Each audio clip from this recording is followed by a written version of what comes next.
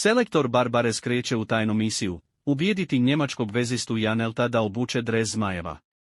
Uz pomoć sportskog direktora Misimovića i tajnira Ćevapa, pokušava ga prelomiti između kečapa i domovine. FIFA još čuti, ali BiH čeka pojačanje.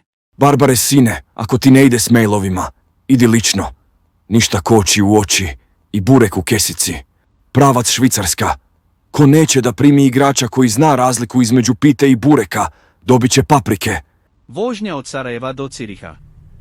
3 granične kontrole, 1 burek sa sirom konfiskovan, ali duša je mirna. Idem po pravdu. Imate li zakazano? Ne, ali imam dosje, snove i jedan test iz bosanske kuhinje koji će vas šokirati. Pa, teoretski, ako supruga ima beha, pasoš, a igrač zna šta je sogan dolma, možemo početi proceduru. Ali treba još jedan uslov. Koji? Da pojede tanjir ćevapa bez kečapa. Hans, hajde ne komplikuj. Čovjek zna pjevati refren Bosnom behar probeharao. A vi to tražite kao integraciju? I ja učim sevdah. Imam playlistu zabranjeno pušenje i zoster. Jel to pomaže?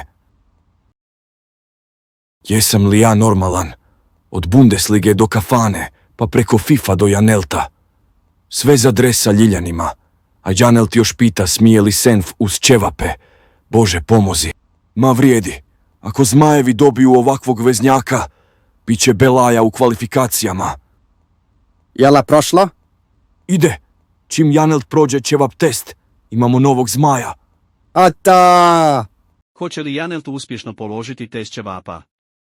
Šta će još FIFA tražiti?